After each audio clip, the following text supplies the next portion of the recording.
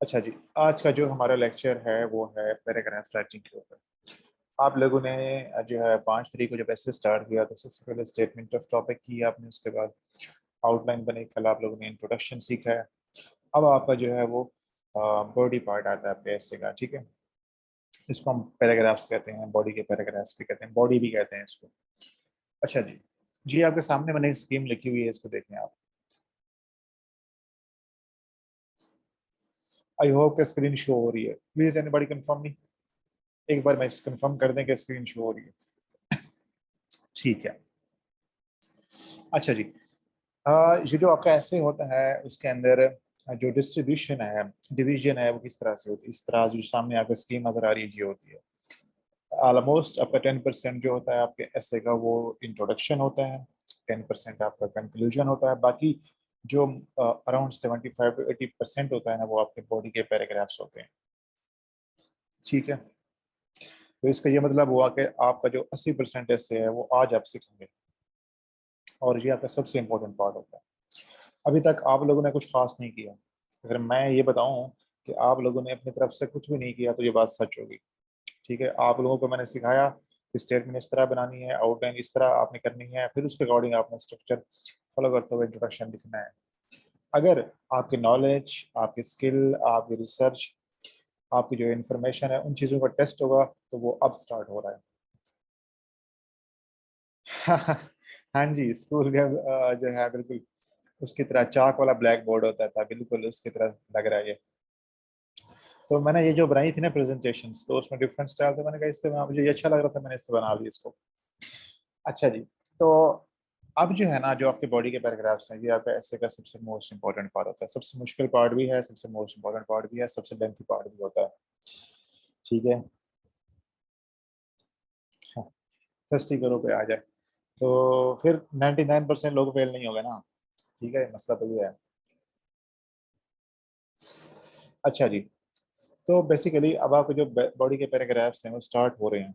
तो इसमें आपका जो है नॉलेज है, आपकी राइटिंग स्किल है, आपके पास इंफॉर्मेशन है, कितना कंटेंट है, कितनी आपकी रिसर्च है, टॉपिक पर कितनी कमांड है, वो सारी चीज़ें यहाँ पे नज़र आती हैं। और अगर मैं कहूँ कि आपके ऐसे में सबसे मुश्किल पार्ट जो होता है वो आपके बॉडी पैराग्राफ्स है, तो ये बात बिल्कुल दुरुस्त होगी। क्योंकि बॉडी के पैराग्राफ्स को मैच्योर करने में, यूनिफॉर्म बनाने में, हर पैराग्राफ ऑलमोस्ट एक जैसा हो, सेम क्वालिटी के साथ हो, आप हर टॉपिक सेंटेंस को साबित करें। अच्छा, ये जो सवाल मैंने पूछा था ना कि उसका जवाब ये है कि जो आपका स्टेटमेंट ऑफ टॉपिक होता है वो आपका एस्से का होता है। स्टेटमेंट ऑफ टॉपिक या थीसिस स्टेटमेंट आपके एस्से का होता है, टॉपिक का होता है। जबकि जो टॉपिक सेंटेंस होता है वो बॉडी के पैराग्राफ का मेन सेंट्रल आइडिया, और वो उसकी जगह वगैरह जो है वो स्टार्ट में होती है। तो हम चीज़ें आज इंशाल्लाह वो डिटेल में डिस्कस करेंगे। जी, जो मेन डिफरेंस है आपने याद रखना है। ठीक है, अब हम चलते हैं कि देखते हैं कि बॉडी के पैराग्राफ क्या करना है, क्या नहीं करना, किस तरह से लिखे जा सकते हैं आपके। ठीक है, अच्छा जी। आपका जो ऐसे होता है, मैंने आपसे कहा था कि जो आपकी आउटलाइन होती है, जो आपकी आउटलाइन होती है उसके अंदर जो एक पॉइंट होता है ना वो एक पैराग्राफ को शो कर रहा होता है। हम ये फर्स्ट करते हैं कि कल जो आपने आउटलाइन बनाई थी गवर्नेंस क्राइसिस के ऊपर, उसमें आपने 20 पॉइंट लिखे थे टोटल मिला के। उसमें 6-7 कॉजेज, 5-6 कॉन्सिक्वेंसेज और 6-7 उसके जो आपने सोल्यूशन दिए। टोटल मिला के आपने 20 पॉइंट लिखे हैं। तो अब आपको अपने एस्से में 20 पैराग्राफ ही लिखने पड़ेंगे। ठीक है, तो एक पॉइंट जो होता है ना वो एक पैराग्राफ को शो कर रहा होता है। जी आपने याद रखना है। प्रैक्टिस के दौरान तो मैं आपको जो है वो अलाउ करता हूँ कि आप आउटलाइन कम्प्रीहेंसिव बना लें ताकि आप आइडियाज़ अच्छे हो जाएं, रेलिवेंट चीज़ें आपके पास आ जाएं। और अगर आप ब्रेनस्टॉर्मिंग करते हैं तो उसमें से कुछ पॉइंट्स आपके हाथ से गुजर जाते हैं तो वो आपको बाद में याद रहते हैं।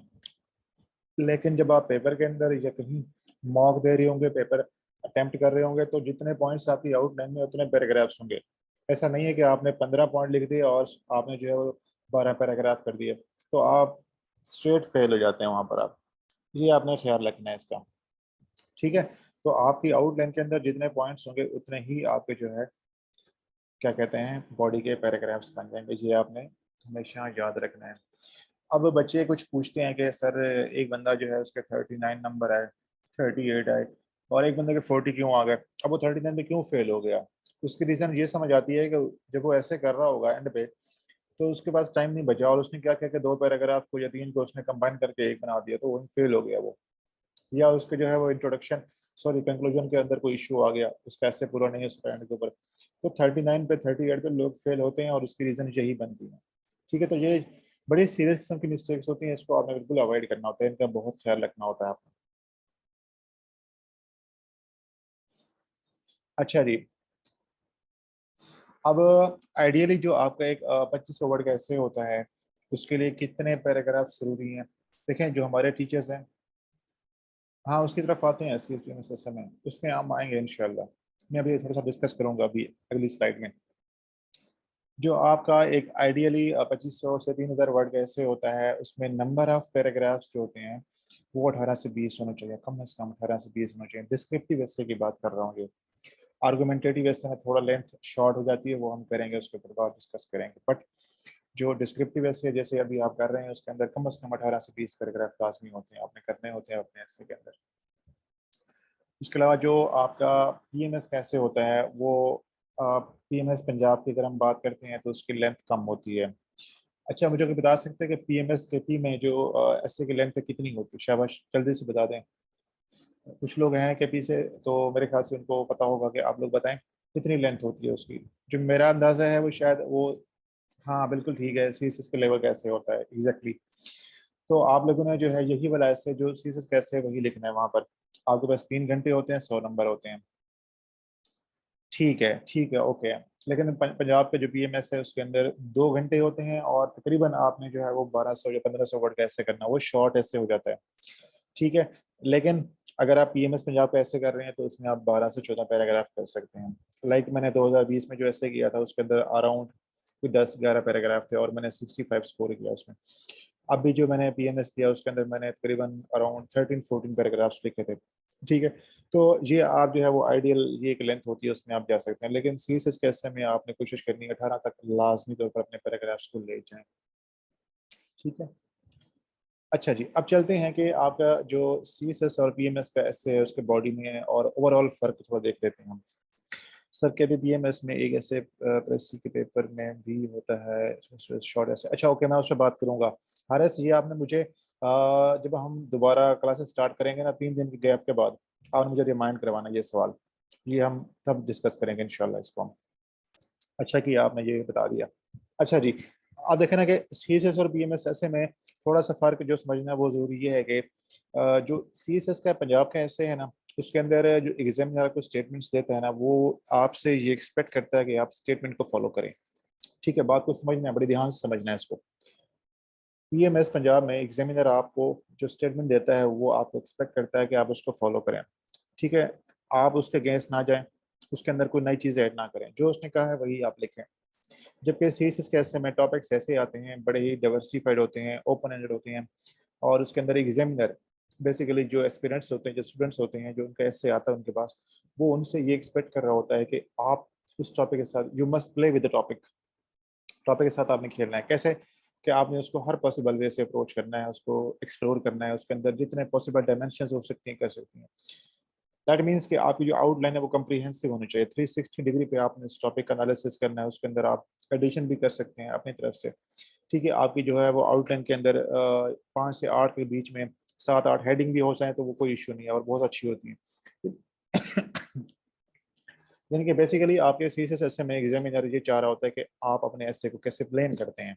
ठीक है ना, उसके अंदर आपकी क्रिएटिविटी कितनी है, जो टॉपिक आपको दिया है उसके साथ आपने किस तरह खेला है, उसके अंदर आपने क्या एडिशन किया है, उसके साथ आपने कैसे नए नए उसके अंदर एस्पेक्ट्स ऐड किए हैं। ये चीज़ें एग्जामिनर इस चीज़ को पसंद करता है, लेकिन वो चीज़ें रेलिवेंट होनी चाहिए, गैर जरूरी ना हो। जी आपने ख्याल रखना है। उसके अलावा C S P M S ऐसे में जो लेंथ का इशू फर्क होता है वो मैंने बता दिया आपको, कि उसमें जो है वो 1200-1500 वर्ड कैसे होता है, जबकि वहाँ पर सी एस एस के अंदर 2500 वर्ड कैसे होता है। इसी तरह जो नंबर ऑफ पैराग्राफ्स हैं वो कम हो जाते हैं, और फिर जो बॉडी के पैराग्राफ्स हैं उसकी लेंथ भी कम हो जाती है। अब जो आपका सीएसएस का ऐसे होता है ना, उसकी जो लेंथ होती है आमतौर पर मैं बच्चों को रिकमेंड करता हूँ, it must be between 100 and 120 words. ठीक है, इसको 120 और 140 भी कह सकते हैं आप इसको। ठीक है ना, इसको यूं कर लें कि 120 एंड 140 के बीच में आप इसको लेके आ जाएं।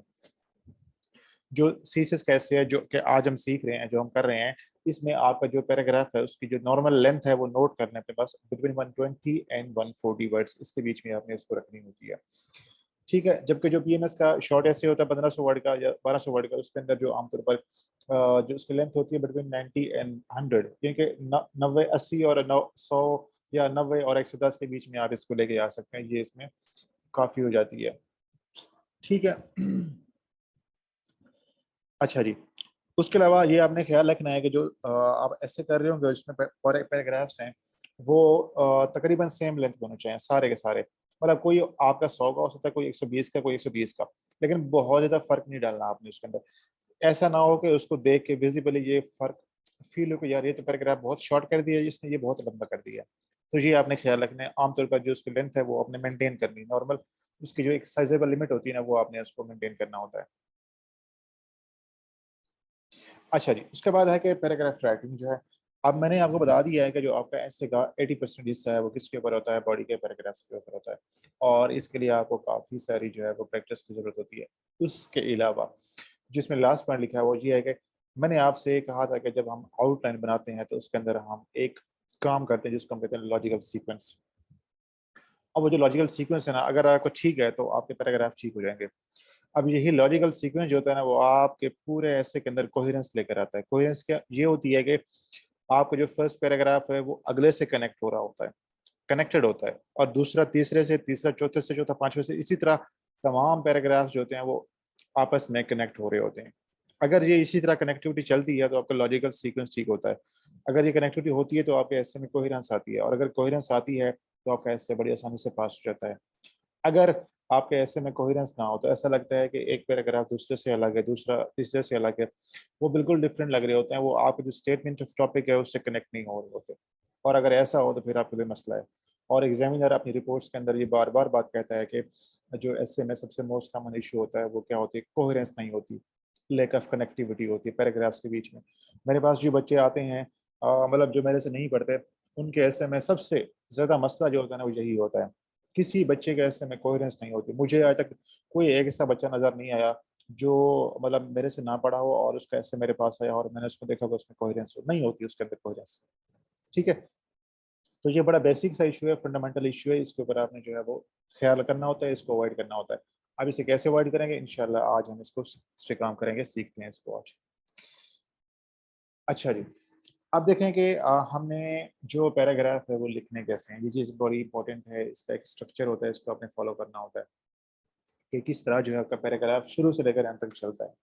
जो आपने 120 या 140 वर्ड्स लिखने हैं उसके अंदर क्या क्या लिखना है, क्या क्या नहीं लिखना, और कौन सी चीज़ कहाँ पे आएगी, कौन सी चीज़ जो है शुरू में आए, कौन सी बाद में, दरमियान में, किस तरह से, ये सारी चीज़ें आज हम इंशाल्लाह इसको डिस्कस करेंगे। सबसे बेसिक जो आपने पैराग्राफ राइटिंग के बारे में असूल है, प्रिंसिपल है, रूल है, वो याद रखना है कि जो एक पैराग्राफ होता है ना उसका एक मकसद होता है। एक पैराग्राफ क्या होता है कि कुछ नंबर ऑफ वर्ड्स होते हैं जिसको आप जो है वो आपस में इकट्ठे करके जो है वो बना देते हैं, उसकी लिमिट आप सेट करते हैं कि आपने 100, 120, 130 लिखने हैं, वो आपका पैराग्राफ बन जाता है। जब वो पैराग्राफ होता है तो वो बेसिकली एक आइडिया से डील कर रहा होता है। ठीक है ना, अगर आप ये बता रहे हैं कि पाकिस्तान में एजुकेशन सिस्टम के ख़राब होने के पीछे लैक ऑफ टीचर ट्रेनिंग है, तो आप इस पूरे आइडिया को एक पैराग्राफ में डिस्कस करेंगे। अब जब आप इस पैराग्राफ में ये आइडिया डिस्कस कर रहे हैं तो इसके अंदर आप कोई और चीज़ ऐड नहीं कर सकते, आप इसके अंदर कोई नया आइडिया ऐड नहीं कर सकते। ठीक है ना, ये आपने याद रखना है कि एक पैराग्राफ जो होता है वो हमेशा एक ही आइडिया से, एक ही टॉपिक सेंटेंस से डील कर रहा होता है। ठीक है, जो आपका फर्स्ट सेंटेंस होता है पैराग्राफ का, हर पैराग्राफ का जो फर्स्ट सेंटेंस होता है उसको हम कहते हैं टॉपिक सेंटेंस। और वो टॉपिक सेंटेंस क्या होता है, यूनिक आइडिया होता है, नया आइडिया होता है, और बिल्कुल डायरेक्ट होता है, रेलिवेंट होता है। ठीक है ना, कैसे, आपने आउटलाइन बनाई, ठीक है, उसके बाद आपने इंट्रोडक्शन स्टार्ट किया और उसके बाद आपने पहला पैराग्राफ लिखना है। अब आप लिखना चाह रहे हैं फॉर एग्जांपल कि what are the reasons behind poor education system in Pakistan. आप कहते हैं कि लेक ऑफ टीचर ट्रेनिंग जो है वो एक बड़ा मसला है, इसके ऊपर आपने पैराग्राफ लिखना है। तो अब ये जो कीवर्ड है लेक ऑफ टीचर ट्रेनिंग, ये फर्स्ट सेंटेंस के अंदर आना चाहिए। ठीक है ना, यानी कि जो मेन आइडिया है ना उसको पढ़ने से ये क्लियर हो जाता है कि इस पैराग्राफ में ये बात डिस्कस हो रही है। और जो मेरे पास बच्चे ऐसे सबमिट करवाते हैं, क्या इशू होता है कि जो पैराग्राफ है स्टार्ट में पता नहीं क्या बात कर रहे होते हैं, समझ नहीं आती उनकी, मतलब वो जो आइडिया है वो नजर ही नहीं आता, उससे क्लियर ही नहीं होता कि इसमें पैराग्राफ में क्या बात होने वाली है। तो ये एक कॉमन सी मिस्टेक है जो आपने अवॉइड करनी होती है। तो आपका जो टॉपिक सेंटेंस होता है वो बहुत ही डायरेक्ट और रेलिवेंट होता है, आपने उसको हिट करना होता है उसको, ठीक है ना। आपने जो बाकी चीजें हैं, जितना कुछ कहना होता है वो बाद में कह सकते हैं वो, लेकिन आपका जो पैराग्राफ का स्टार्ट है वो टॉपिक सेंटेंस से और डायरेक्ट होगा, ये याद रखना है। उसके अलावा आप दो पैराग्राफ के सॉरी एक पैराग्राफ के अंदर दो पॉइंट्स को जो है आप इकट्ठे नहीं कर सकते। अगर आप ऐसा करेंगे या तो आप फेल हो जाएंगे या फिर जो है नंबर कम आ जाएंगे, ठीक है। लेकिन मैं इस चीज को, अगर कोई बच्चा ऐसा करता है ना, मैं उसको ऐसे पास नहीं कर सकता, ठीक है। तो ये एक बड़ा सीरियस इशू होता है, बहुत बड़ी मिस्टेक होती है, बेसिक मिस्टेक है ये, जो पैराग्राफ राइटिंग के रूल्स हैं उसके अगेंस्ट जा रहे होते हैं आप। तो आपने इसका बहुत ख्याल रखना है इस चीज का। अच्छा जी, अब हम देखते हैं कि जो आपने पैराग्राफ लिखना है उसका स्ट्रक्चर क्या होगा। जैसे आपने इंट्रोडक्शन लिखा, उसका जो है बस ओपनिंग होती है, बिगिनिंग होता है, उसके बाद स्टेटमेंट ऑफ टॉपिक, फिर मिडल पार्ट होता है और कंक्लूडिंग पार्ट होता है। इसी तरह जो आपका पैराग्राफ्स होते हैं, जो एक पैराग्राफ होता है उसके भी इसी तरह तीन हिस्से होते हैं, थ्री पार्ट्स होते हैं, जिसको आपने जो है वो फॉलो करना होता है, ठीक है। अगर आप इस स्ट्रक्चर को फॉलो करते हैं तो आपका पैराग्राफ बिल्कुल ठीक हो जाएगा, उसमें कोई इशू नहीं होगा, ठीक है। लेकिन अगर आप इसमें गलती करते हैं और इन पार्ट्स के अंदर आप कोई जो है वो कंफ्यूजन क्रिएट करते हैं या इसको लिखते हुए कोई इसमें चीज़ें आगे पीछे करते हैं, तो फिर आपके पैराग्राफ का जो स्ट्रक्चर है वो खराब हो जाता है। अब हम देखते हैं कि कौन कौन से वो पार्ट्स हैं, कौन कौन से वो हिस्से हैं जिसको आपने फॉलो करके अपना पैराग्राफ लिखना है। तीन हिस्से होते हैं, ठीक है। नंबर वन, टॉपिक सेंटेंस, जो सबसे पहला सेंटेंस होता है आपके पैराग्राफ में, वो क्या होता है, टॉपिक सेंटेंस होता है। जो सबसे लास्ट सेंटेंस होता है आपके पैराग्राफ में, उसे कहते हैं हम लास्ट सेंटेंस या कंक्लूडिंग सेंटेंस कहते हैं उसको। जबकि इन दोनों के दरमियान में, इन दोनों के बीच में जो चीज़ आ रही होती है, जो हिस्सा होता है, जो पार्ट होता है आपके पैराग्राफ का, उसको हम कहते हैं डिस्कशन पार्ट या मिडल पार्ट भी कहते हैं इसको। आर्गुमेंट पार्ट भी कह सकते हैं, डिस्कशन पार्ट भी कह सकते हैं, ठीक है। यानी कि जो आपका पैराग्राफ होता है उसके तीन हिस्से होते हैं। सबसे पहला सेंटेंस जिसको हम टॉपिक सेंटेंस कहते हैं, नंबर टू डिस्कशन पार्ट होता है, और नंबर थ्री आपका जो लास्ट में सेंटेंस होता है उसको कहते हैं हम कंक्लूडिंग सेंटेंस होता है। अब ये देखते हैं कि टॉपिक सेंटेंस कैसा हो सकता है, क्या होना चाहिए, किस तरह से। जब भी आपने पैराग्राफ लिखना स्टार्ट करना है तो सबसे पहले आपने क्या करना है, अपने आउटलाइन के ऊपर वापस जाना है। आपने जब इंट्रोडक्शन लिख लिया है, याद रखें ये बात जो मैं अभी बता रहा हूँ, इसको नोट कर लें। जब आप इंट्रोडक्शन मुकम्मल कर लेते हैं, जब आप इंट्रोडक्शन मुकम्मल कर लेते हैं, जहाँ पे आपका इंट्रोडक्शन ख़त्म हो जाएगा वहाँ पे फुल स्टॉप लगाना है। उसके बाद अगली लाइन आपने छोड़नी है, अगली लाइन आपने छोड़नी है, और फिर दूसरी लाइन के मिडल से आपने पैराग्राफ स्टार्ट करना है। समझ आइए बात की, यानी कि जहाँ पे जैसे आज आप लोगों ने इंट्रोडक्शन लिखा था, जहाँ पे आपका इंट्रोडक्शन खत्म हुआ उससे अगली लाइन आप छोड़ेंगे, फिर दूसरी लाइन जो है वो उसके मिडल से आपने पैराग्राफ स्टार्ट करना है। जब आपका एक पहला पैराग्राफ खत्म हो जाएगा,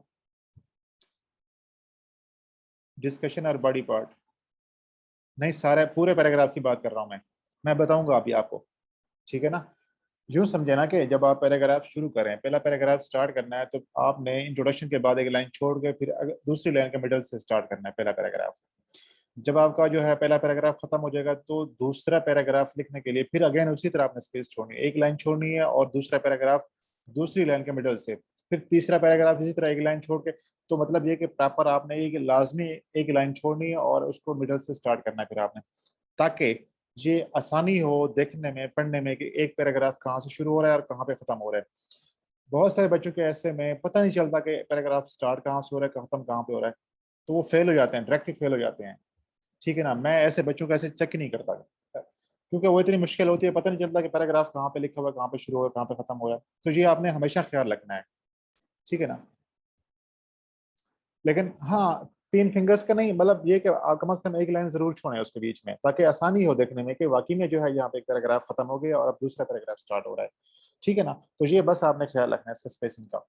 अच्छा जी, जब आपने पैराग्राफ लिखनी है, स्टार्ट करने, तो आपने जाना है वापस अपनी आउटलाइन के ऊपर। जो आपका फर्स्ट पॉइंट है, मैं ये फर्ज करता हूँ, मैं ये फर्ज कर रहा हूँ, ठीक है, कि आपने जो आउटलाइन बनाई थी एजुकेशन सिस्टम के ऊपर, उसमें जो पाकिस्तान का reasons behind poor education system in Pakistan, उसमें आपने सबसे पहले लिखा है कि low budget allocation is a main reason behind poor education system in Pakistan. ये आपका पहला पॉइंट है। इसी को सेम टू सेम उठाना है और आप लिख देना है, ये आपका पैराग्राफ स्टार्ट हो जाएगा। ठीक है, सेम टू सेम उठाना है और आपने पैराग्राफ स्टार्ट कर देना है। मैं अभी आपके सामने यहाँ पे लिखता हूँ, ठीक है ना। अभी इसको हम करते हैं, एक मिनट। अब देखें, जैसे मैंने यहाँ पे ये खत्म किया इंट्रोडक्शन, ठीक है, तो आपने एक लाइन छोड़ी, फिर दूसरी लाइन के आपने जो है वो मिडल से जाके स्टार्ट करना है। अब हम फर्ज करते हैं कि आप ये आउटलाइन में जो रीजंस है उसमें पहला पॉइंट क्या है कि low budget allocation is a major reason for the poor education system in Pakistan. जी, आपने पहला पॉइंट उठाया और उसको आपने यहाँ पे लिख दिया, ये आपका टॉपिक सेंटेंस आ जाएगा। ये फर्स्ट पार्ट आपका मुकम्मल हो गया, ठीक है। उसके बाद आपको चलते हैं हम दूसरे पार्ट पे, जिसको हम कहते हैं डिस्कशन पार्ट, या आपका जो है वो क्या होता है। अच्छा, जब आपने टॉपिक सेंटेंस लिख लेना है तो इसके बाद एक दो सेंटेंसेस आपने ऐड करने हैं। अब वो सेंटेंसेस किस चीज़ के बारे में होंगे ये समझना बहुत ज़रूरी है। अब इस पर वापस आते हैं। अब देखें कि हमने इसके अंदर क्या चीज़ डिस्कस कर रहे हैं, कोई मुझे बता सकता है इसमें मेन आइडिया क्या है इस पैराग्राफ के अंदर? शाबाश बताएं, मुझे देखना है कि कितनी समझ आ रही है आप लोगों को इस पैराग्राफ में, इस टॉपिक सेंटेंस में क्या मेजर आइडिया है। जी बताएं, शाबाश, सब लोग बताएं अपना अपना।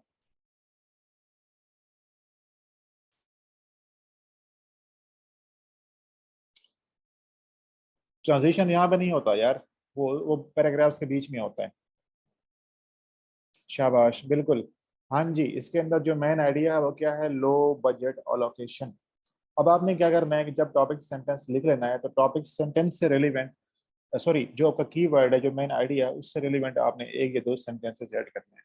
यानी कि यहाँ पे बजट का इशू है, रिसोर्सेज का इशू है, तो आप कहें कि in any education system financial resources play a great role.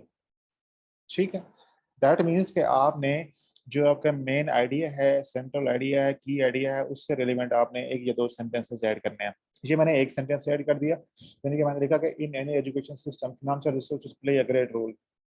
ठीक है, with ample budget allocation any country can have a top notch, top class education system. ठीक है, आपने बेसिकली क्या किया कि उस आपका जो टॉपिक सेंटेंस है उससे रिलेवेंट आपने चीजें ऐड की हैं। हम उसकी तरफ आएंगे, थोड़ा सा वेट करें, ठीक है ना। अभी आपने टॉपिक सेंटेंस लिखा, इस बात को समझते हैं।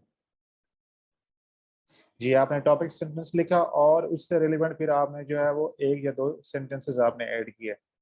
अच्छा जी, ये आपका हो गया टॉपिक सेंटेंस और उसके बाद उसकी जो है वो सपोर्टिंग पॉइंट्स। अब चलते हैं आपके दूसरे पार्ट पे, जिसको हम कहते हैं डिस्कशन पार्ट। जो आपका डिस्कशन पार्ट होता है ना, ये मोस्ट इंपॉर्टेंट पार्ट होता है आपका, यानी कि आपका पूरा पैराग्राफ इसी के ऊपर डिपेंड कर रहा होता है।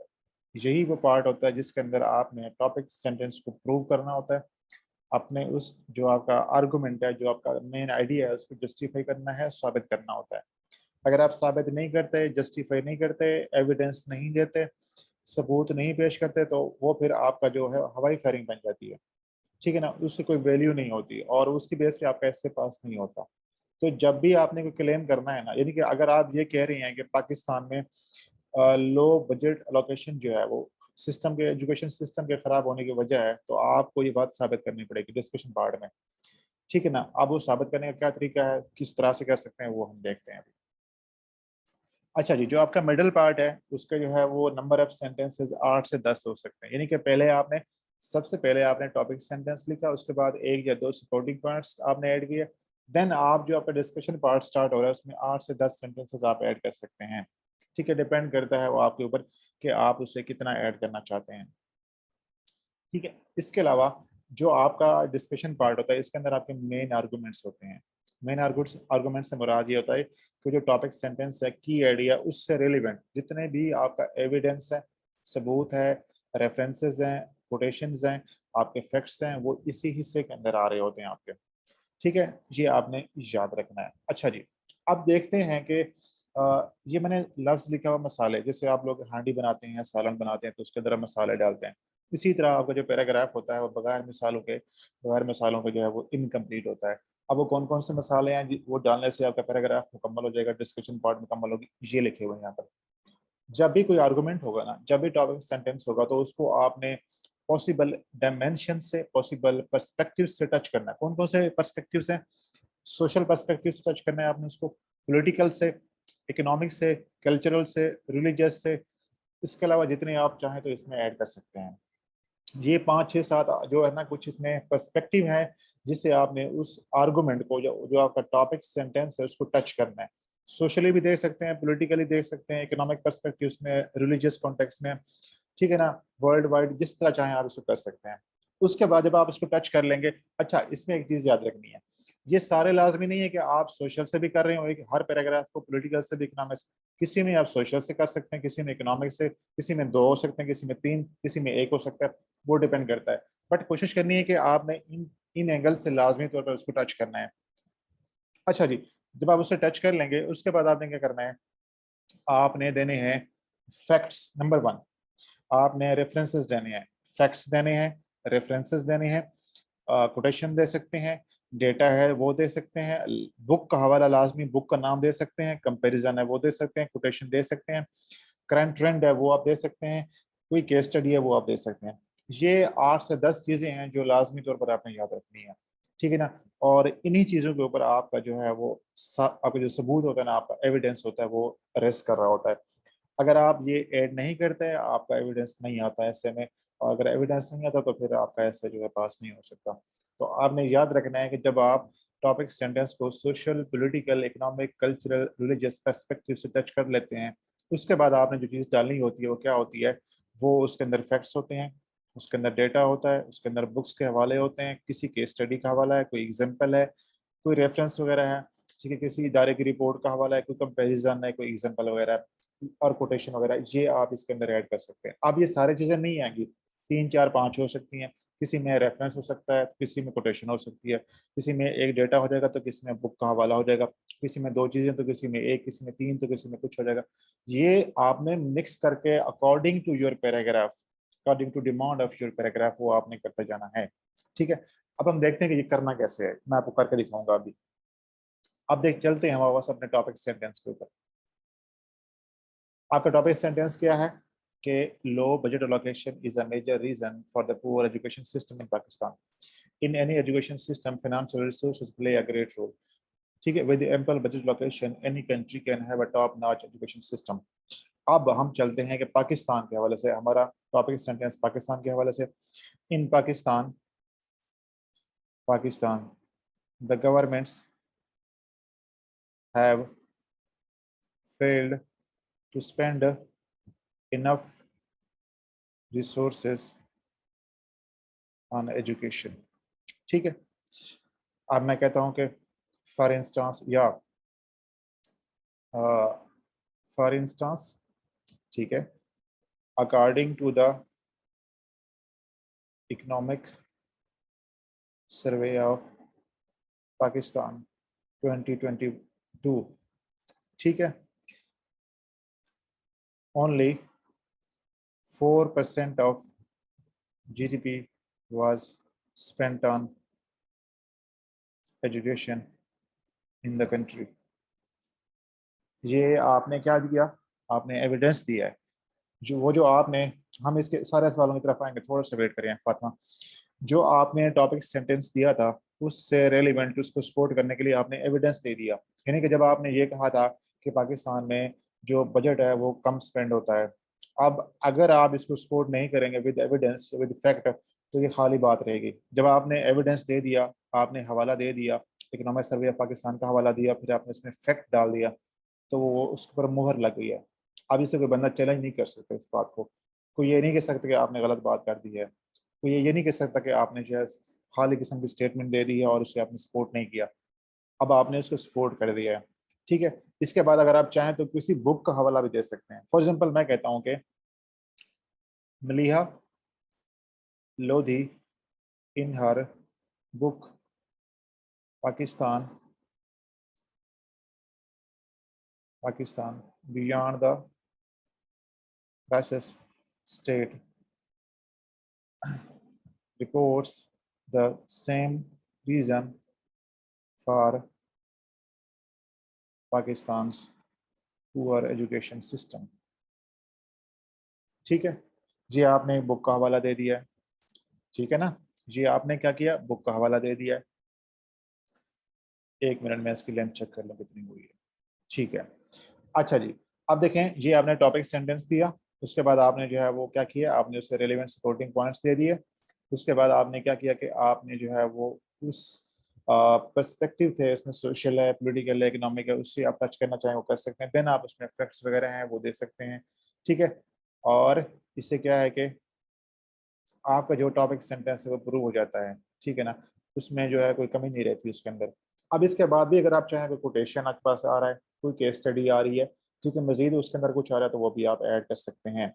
This low budget allocation has not allowed Pakistan to improve its education system. As a result, the whole country suffers and continues to lag behind in all sectors. ठीक है जी, आपने जो है उसका कुछ कॉन्सिक्वेंसेज हैं वो आपने रिलेट किए हैं, यानी कि जब आपने ये कहा है कि लो बजट अलोकेशन की वजह से एजुकेशन सिस्टम खराब है, आपने उसका एविडेंस दिया। अब आप उससे थोड़ा सा एक्सटेंड करें, कैसे कि आप बताएं कि जब बजट स्पेंड नहीं हो रहा तो उससे जो है पाकिस्तान का एजुकेशन सिस्टम सफ़र कर रहा है। जब एजुकेशन सिस्टम क्वालिटी नहीं है तो पूरा मुल्क नुकसान में जा रहा है, जिसकी वजह से पाकिस्तान अभी तक जो है वो क्या है, बहुत से ममालिक से बहुत पीछे है। तो बेसिकली आपने वो जो सारी डिस्कशन है मुकम्मल कर ली है। अब यहाँ पे हम ये कह सकते हैं कि आपकी जो डिस्कशन है वो मुकम्मल हो गई है, यानी कि इसको पढ़ने के बाद कोई ऐसी जो है ना प्यास नहीं है, यानी कि कोई बंदा ये नहीं कह सकता कि ये जो है वो आइडिया मुकम्मल नहीं हो रहा। ये बात पूरी हो रही है, इसके अंदर फैक्ट भी आ रहा है, एविडेंस भी आ रहा है, इसके अंदर बुक का हवाला भी आ रहा है, ठीक है। आप चाहें तो इसके अंदर कोटेशन भी दे सकते हैं, कोई एग्जांपल है वो भी आप दे सकते हैं, कोई केस स्टडी आ रही है वो दे सकते हैं, किसी रिपोर्ट का हवाला है, कोई रेफरेंस वगैरह, किसी यूएनओ की रिपोर्ट है, वर्ल्ड वर्ल्ड बैंक की रिपोर्ट है, उसका हवाला देना चाहिए आप दे सकते हैं, स्टेट बैंक की रिपोर्ट है उसका हवाला देना चाहें दे सकते हैं, कोई और बुक है वो आप देना चाहें दे सकते हैं। तो जिस तरह पॉसिबल हो आपने अपने पैराग्राफ को मेच्योर करना होता है, ठीक है, उसको आपने मुकम्मल बनाना, परफेक्ट बनाना होता है कि वो जो टॉपिक सेंटेंस है जिसमें आपने कोई क्लेम किया था, जिसमें आपने एक दावा किया था, वो आपने दावा साबित करना है। अब आपने वो दावा साबित कर दिया है, अब आप क्या करेंगे, आपके लास्ट पार्ट की तरफ जाते हैं। लास्ट पार्ट को हम क्या कहते हैं, कंक्लूडिंग पार्ट, ठीक है। जो आपके पैराग्राफ का लास्ट पार्ट होता है उसको हम कहते हैं कंक्लूडिंग पार्ट। जैसे मैंने शुरू में बताया था कि 3 हिस्से होते हैं, सबसे पहले टॉपिक सेंटेंस होता है, उसके बाद डिस्कशन पार्ट होती है और लास्ट में कंक्लूडिंग सेंटेंस होता है। ये आपके ऐसे में जो लास्ट सेंटेंस होता है उसको हम कहते हैं कंक्लूडिंग सेंटेंस, ठीक है। अब जो कंक्लूडिंग सेंटेंस है उसके 2 मकसद होते हैं, 2 उसके ऑब्जेक्टिव्स होते हैं, याद रखने हैं आपने, ठीक है ना। अगर आपको ये बात समझ नहीं आएगी ना, आपके ऐसे में कोहेरेंस नहीं बनेगी, यही सबसे इंपॉर्टेंट पार्ट है। और अगर आप इसको समझ लेते हैं तो आपके ऐसे में कोहेरेंस बन जाती है। जो आपका हर पैराग्राफ होगा जब भी एंड होगा तो उसके एंड के ऊपर एक सेंटेंस आएगा जिसको हम कहते हैं कंक्लूडिंग सेंटेंस। अब उसको स्टार्ट करने का क्या तरीका है, स्टार्ट करने के लिए आप 3-4 लफ्ज हैं वो यूज कर सकते हैं, hence, thus, in short, therefore, to sum up. ये आपके पास 5 एक्सप्रेशन हैं, डिफरेंट किस्म के 5 वर्ड्स हैं, यही यूज करेंगे आप। पहले में हेंस यूज कर लिया पैराग्राफ में, दूसरे में 10 कर लिया, तीसरे में इन शॉर्ट, चौथे में देयरफॉर, फिर आपने टू सम अप। उसके बाद फिर आप इनको रिपीट करना स्टार्ट कर देंगे, फिर उसी तरह हैंड्स, फिर 10 और ये, ठीक है ना। इनसे हमेशा आपका जो लास्ट सेंटेंस है हर पैराग्राफ का स्टार्ट हो रहा होगा, इनमें से एक लफ्ज आपने यूज करना है। उसके बाद आपने क्या लिखना है, उस पर लिखना है कि इट इज एनालाइज्ड या इट इज सेड दैट। ये 2 एक्सप्रेशन है, ये आप यूज कर सकते हैं, ठीक है। तो अगर हम इसको आइडियली देखें तो ये यूं बन जाएगा, hence it is analyse that, ये इस तरह से बन जाएगा। उसके बाद इसके अंदर 2 चीजें आएंगी, ठीक है। 2 चीजें कौन सी आएंगी, एक तो आपने इंडोर्स करना है और आपने जो है वो अगला कीवर्ड देना है। अब इसका क्या मतलब है, इसका मैं अभी एक्सप्लेन करता हूँ आपको।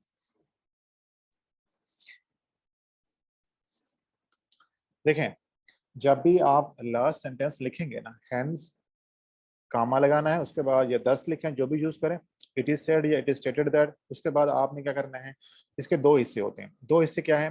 पहला हिस्सा जो होता है ना, उसके अंदर आपने टॉपिक सेंटेंस को रिपीट करना है। टॉपिक सेंटेंस को रिपीट करना है। कोई मुझे बता सकता है कि इस पैराग्राफ में टॉपिक सेंटेंस क्या है? शाबाश, जल्दी से बताएं। शाबाश शाबाश। इस पैराग्राफ में टॉपिक सेंटेंस क्या था?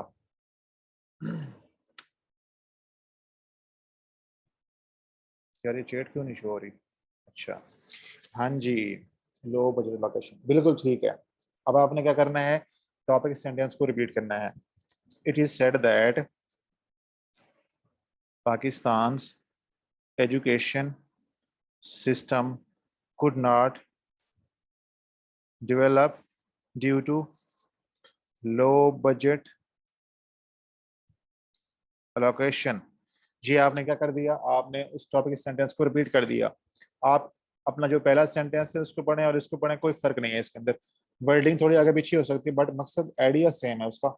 ठीक है, तो आपने क्या करना है कि पहले पार्ट के अंदर आपने टॉपिक सेंटेंस को इंडोर्स करना है, रिपीट करना है, सम अप करना है। आपका जब भी पैराग्राफ एंड हो रहा होगा ना, उसके एंड के ऊपर हमेशा इसी तरह आपने टॉपिक सेंटेंस को इंडोर्स करना होता है, सम अप करना होता है। अगर आप नहीं करते तो आपका पैराग्राफ खत्म नहीं होता, और अगर आप खत्म करते हैं पैराग्राफ को तो गलत होता है वो। ठीक है, नंबर 2, उसके बाद आपने क्या करना है, दूसरी चीज जो इसके अंदर आएगी वो होगी अगले पैराग्राफ से आपने जोड़ना है इसको।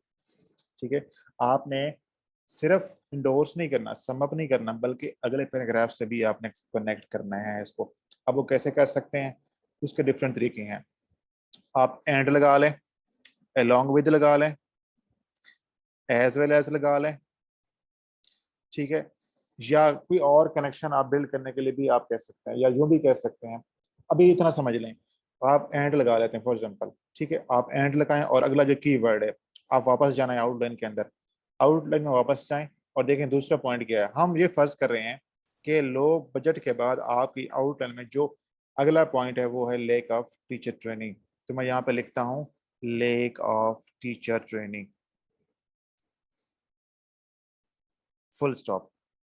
मैं ये सारे निकाल लेता हूँ, सिर्फ मैं वो रखता हूँ जो आपको समझ आएगा। ठीक है, एंड ये देखें, अब इसको पढ़ें आप इसको। ठीक है, hence it is analyzed that Pakistan's education system could not develop due to low budget allocation and lack of teacher training। इसको आप यहाँ से निकालें।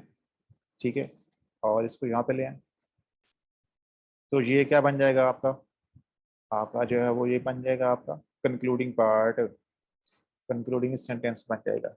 अब जब भी कोई आपका पैराग्राफ का लास्ट सेंटेंस पढ़ेगा तो उसे ऑटोमेटिकली ये अंदाजा हो जाएगा कि जो लेक ऑफ टीचर ट्रेनिंग है इसके बारे में अगला पैराग्राफ है, ये अगला पैराग्राफ जो है वो इस चीज के बारे में है। तो बेसिकली आपने फर्स्ट पैराग्राफ के अंदर अगले पैराग्राफ का आइडिया दे दिया, उसको एक्सप्लेन कर, थोड़ा सा कनेक्ट कर दिया। तो जब आपका वो खत्म कर रहा होगा पैराग्राफ तो ऑटोमेटिकली उससे पता है कि अब अगले पैराग्राफ में ये चीज आने वाली है, तो ये दो पैराग्राफ आपस में कनेक्ट हो गए। इसी तरह जब दूसरा पैराग्राफ खत्म हो रहा होगा तो तीसरे पैराग्राफ का जो कीवर्ड है वो आप मेंशन करेंगे, फिर तीसरे के एंड पे चौथे का, चौथे के पांचवे का। तो बेसिकली इस तरह आप पूरे ऐसे को जो है वो उसके पैराग्राफ्स को आपस में कनेक्ट करके जोड़ रहे होते हैं। ठीक है ना, इसको हम कहते हैं कंक्लूडिंग पार्ट, और ये चीज आपके ऐसे के अंदर कोहेरेंस लेकर आती है। ये बात क्लियर है? ये बात क्लियर है? ये बात समझ आई है लास्ट वाली? जी शाबाश, बताएं। कोई एक बंदा, कोई ऐसा स्टूडेंट जिसको पैराग्राफ राइटिंग की समझ ना आई हो। We are using the other way for this, like अब्बास कैसे एक्सप्लेन करें? सर हम जो इसके बाद नेक्स्ट वाला पैराग्राफ आता है ना, तो उसमें हम कुछ वर्डिंग करते हैं, जैसे coupled with budget education, no, तो फिर दूसरा भी हम दे देते हैं। तो जो नेक्स्ट वाला है ना, उसके प्रीवियस को हम ऐड कर देते हैं, नहीं नहीं, कनेक्ट। आपने जब भी पैराग्राफ स्टार्ट करें तो हमेशा नया टॉपिक सेंटेंस से स्टार्ट करें। कि अगर आप अपने पुराने वाले को उसके अंदर लेकर आते हैं शुरू में, तो आप वो जो बेसिक रूल है उसको वायलेट कर रहे होते हैं पैराग्राफ राइटिंग का। ठीक है, अच्छा। एंड के ऊपर आप उसको लेके आ सकते हैं उसको, जैसे जो मैंने बताया। उसके अलावा एक और चीज जो लाजमी तौर पर नोट करनी है।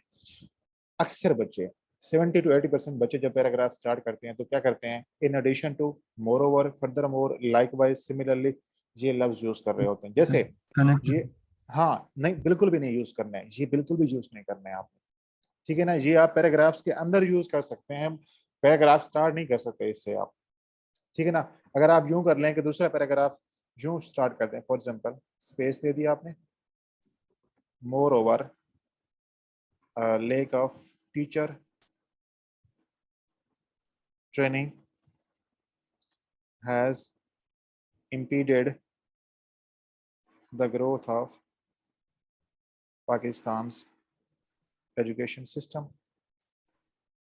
तो आप क्या कर रहे हैं, गलती कर रहे होते हैं। गलती कैसे है, आप मोर ओवर लगा रहे हैं, दैट मीन्स कि आपका जो पिछला पैराग्राफ है खत्म नहीं हुआ, उसके एक्सटेंशन कर रहे हैं आप लोग। जबकि हमने तो ये कहा है कि हमने एक आइडिया को एक पैराग्राफ में खत्म कर देना है और दूसरा पैराग्राफ दूसरे आइडिया के ऊपर होगा। तो आप उसे मोर ओवर से, लाइक वाइज, सिमिलरली से नहीं कर सकते।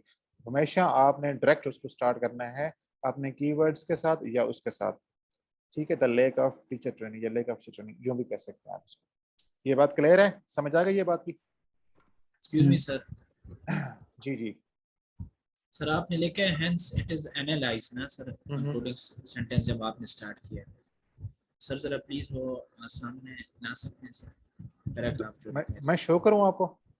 जी जी सर। सर ये हाँ आपने लिखा है hence it is analyzed that Pakistan's education system could not develop due to low budget allocation and lack of teacher training। Sir we have analyzed in this paragraph के low budget allocation से develop नहीं हुआ, लेकिन हमने तो lack of teacher training analyze नहीं किया, वो तो हम next paragraph में करेंगे, लेकिन हाँ बिल्कुल sentence ठीक, एक ही चलता बिल्कुल है ठीक सर। है, बिल्कुल ठीक कह रहे हैं। अब देखें, इसके दो तरीके हैं कि आप इसको चाहे नया सेंटेंस बना दें, लेकिन नया सेंटेंस बनाने से बेहतर है आप उसके एंड के ऊपर उसको ऐड कर दें, ठीक है ना। आप यहाँ इसको यूं भी कह सकते हैं कि एक और तरीका ये होता है कि hence it is analyzed that Pakistan's education system could not develop due to low budget allocation which also caused, इसको यूं करता हूं मैं,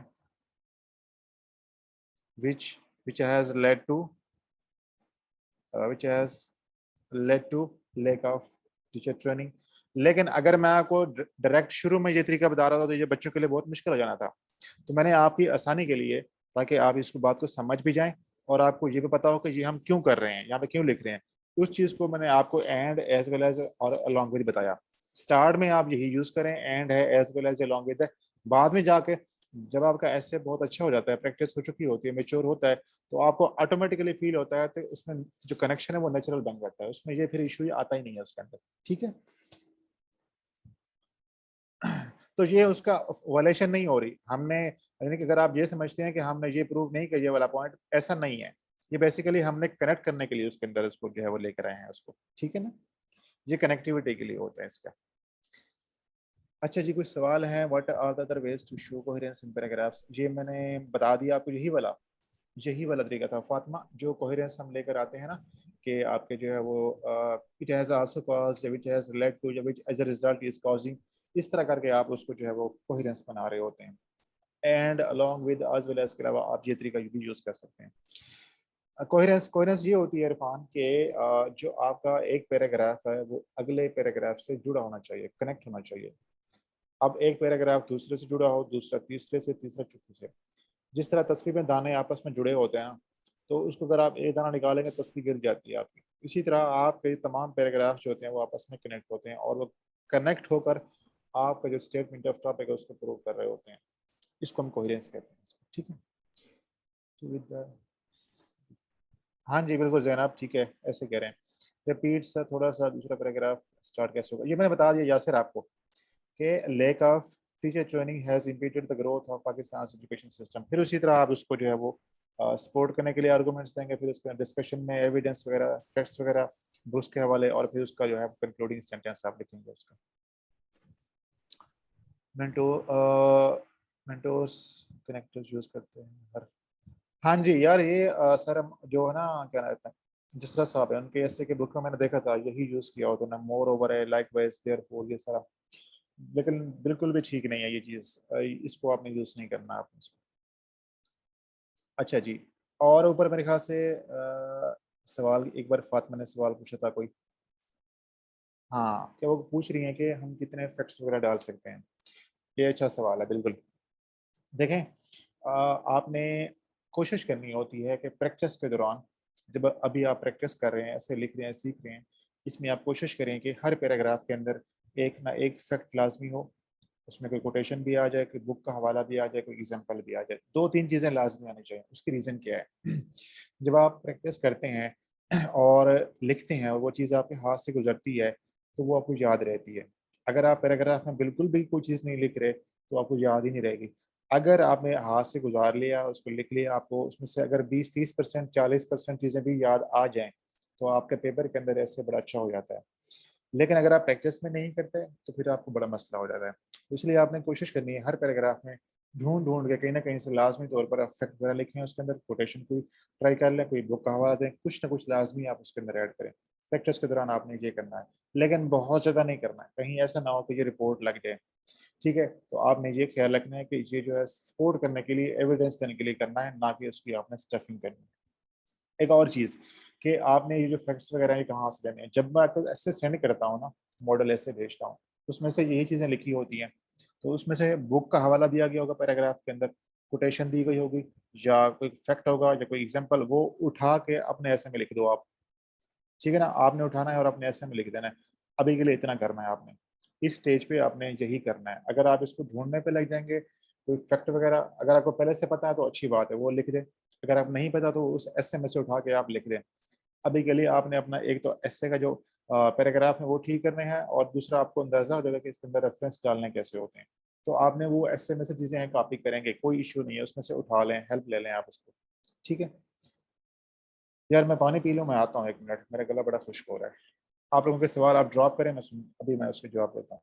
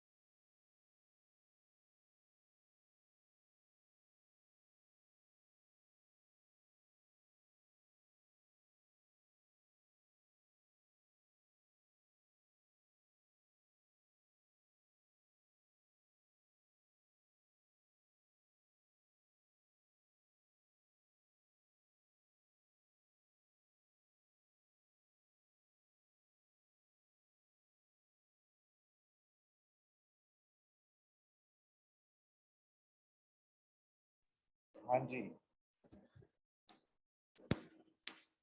ये हारेस से पूछेगा, कुछ को कहते हैं कि हम कैसे सोच रहे हैं। अच्छा हाँ, यस हारेस बिल्कुल ऐसा कर सकते हैं आप लोग। मैं आपको हमारी एक क्लास भी होती है इस चीज़ पे कि आपने वो 3 घंटे में पेपर को कैसे अप्रोच करना होता है, प्रॉपर।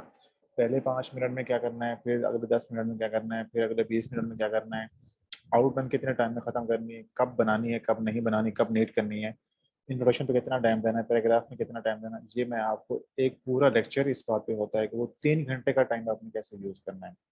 बट अभी के लिए इतना याद रखें कि आप अपनी आउटलाइन रफ में बना सकते हैं, चाहे तो उसे नीट एंड पे करें या स्टार्ट में कर लें, कोई भी इशू नहीं, जैसे आपको आसानी लगे वैसे करते हैं आप।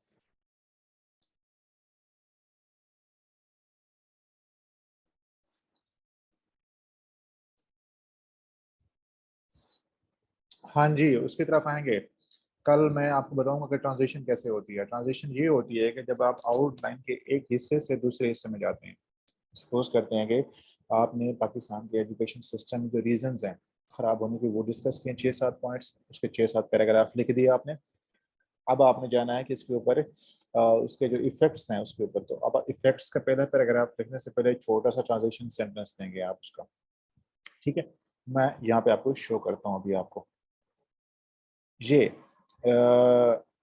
इसको पढ़ें, इस पूरी जो ये जो स्लाइड है इसको पूरी को रीड कर लें।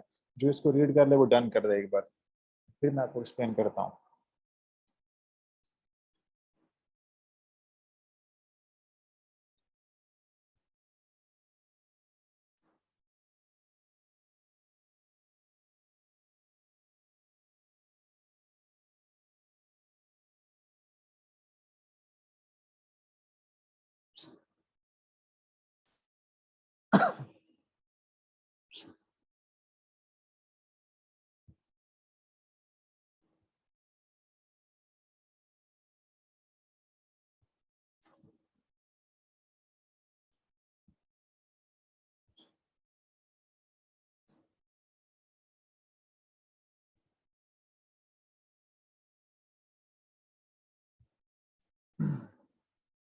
ठीक है, शाबाश। अच्छा जी, अब ये ट्रांजिशन क्या होती है इसको समझ लेते हैं। जब आपने पैराग्राफ लिखना स्टार्ट किए, ठीक है, आपने जो है वो रीजंस हैं 6-7 आपने लिख दिए हैं, उसका आखिरी पैराग्राफ जहाँ पे ख़त्म होगा उसके बाद अगेन आपने उसी तरह लाइन छोड़नी है। हम ये फ़र्ज़ करते हैं कि ये जो आपने पैराग्राफ लिखा था ये वाला, ये आपका आखिरी पैराग्राफ था रीजंस में, फ़र्ज़ कर रहे हैं हम। इसके बाद आपने जो है वो क्या देने हैं, इफ़ेक्ट्स देने हैं कि एजुकेशन सिस्टम ख़राब है तो उसके इफ़ेक्ट्स, तो आप उसी तरह स्पेस देंगे, ठीक है, नॉर्मल पैराग्राफ की तरह। अब आप एक ट्रांजिशन सेंटेंस ऐड करेंगे, उसको हम स्विचिंग भी कहते हैं, ट्रांजिशन भी कहते हैं, जिसमें आप ये बता रहे होते हैं कि पिछले पैराग्राफ्स में या पिछले सेक्शन के अंदर रीजंस को हमने डिस्कस किया और अब अगले पैराग्राफ के अंदर उसके जो इफेक्ट्स हैं वो एक्सप्लेन किए जाएंगे। इससे क्या होता है कि एग्जामिनर को या पढ़ने वाले को ये अंदाज़ा होता है कि इसने रीजंस लिख दिए हैं, अब ये इफेक्ट्स है उसकी तरफ जा रहा है या सोल्यूशंस की तरफ जा रहा है, ठीक है। तो आपने लिखना है कि इन द preceding या previous section reasons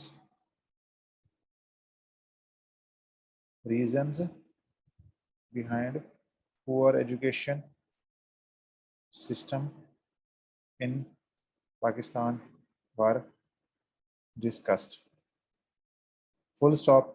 now in the subsequent मतलब अगले या following paragraphs its effects will be explained, full stop।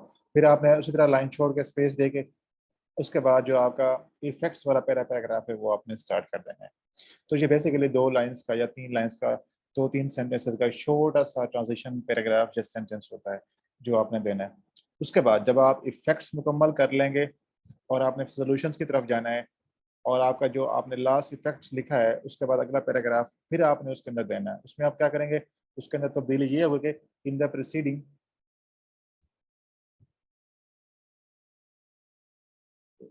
Screen show हो रही है सबको?